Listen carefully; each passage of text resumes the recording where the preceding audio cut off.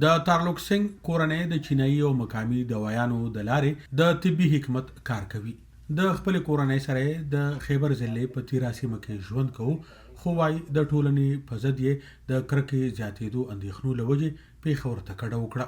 خو وايي پیښور پرې هم راتنګ کړی شوی او درې ونې وړاندې پرې برید شوی. 3 بندې ته او موټر سایکل پر 3 کسانو پر موټر سایکل سپاره وو. اول یې زه وڅارلم او بیا لاړل، بیرته راغلل، زما د دکان بهر ودرېدل او له دې وروسته یې ټوپک راوایست، ډز یې پیل کړې. په اولنیو 3 ډزو کې زه بچ سوم، خو په 4م ډز ژوبل سوم او وغورځېدم.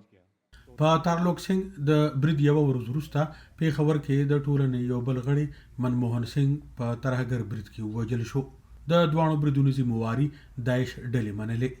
د سیکانو ټولنه وايي پیښور اوس د دوی لپاره خطرناک شوی.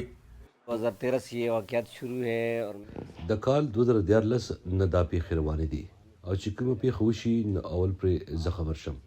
تر اوسه یې نه څه مخنیوی وشو نه د یوې پیښې څه درک ولګېدو چې معلومه شي د آخر کوي څوک.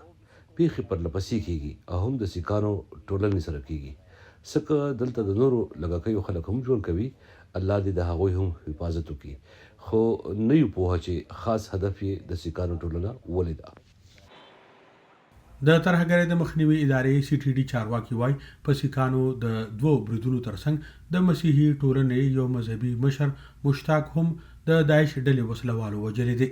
د ترلوک سنگ په شمول لږکي یا اقلیتونه وايي پاکستان کې د ذهني فشار سره مخ دي. کیونکہ هم لوگوں کے زموږ پریشاني دا ده چې ترهګر مخامخ راسي، پر موږ باندې ډزې وکړي او بې له ویرې بیرته وتښتي.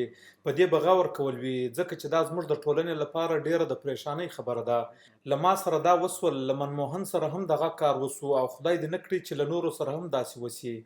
د خیبر پختونخوا نگران اعلی وزیر محمد اعظم خان د بریدونو وروسته د سیکانو د ټولنې د مشرانو سره ملاقات په وخت لوث کړی. د سی سی ټي وي کیمرو او پولیس په شمول به د ټولنې حفاظت لپاره ټول ضروري ګامونه پورته کړي. خو تارلوک سنگ په ویره کې دی چې تر اوسه په بریدونو کې ککړ یو ملزم هم نه دی نیول شوی.